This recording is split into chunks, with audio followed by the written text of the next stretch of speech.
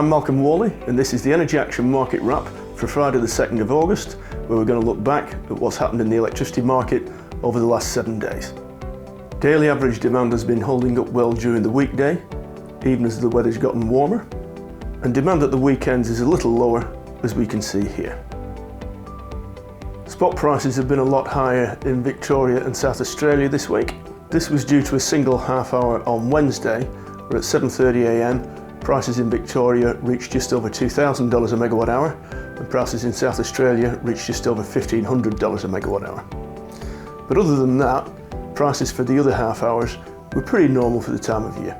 South Australia continues to see the occasional negative price, with the largest of these reaching around about $700 a megawatt hour. Futures prices continue to be quite stable for the current financial year, as they do for the following 2 financial years, although this is at a lower level.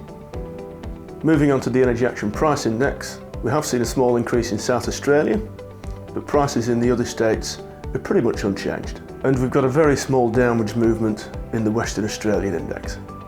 Spot certificates for all schemes continue to go sideways, and with forward prices stepping down to the low 20s for 2021 delivery or the low teens for 2022 delivery.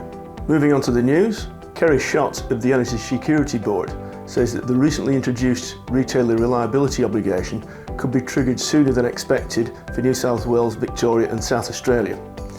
We'll know more about that when AEMO reports in August. Green Energy Markets says that within 2 years, 35% of Australia's electricity will come from renewable sources.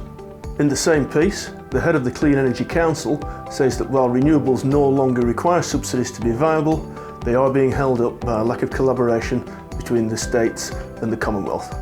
Energy Australia believes that the focus on investment should now change from renewables to those technologies capable of integrating renewables more effectively into the grid, and cites pump storage, fast start gas and demand side management of ways of doing this.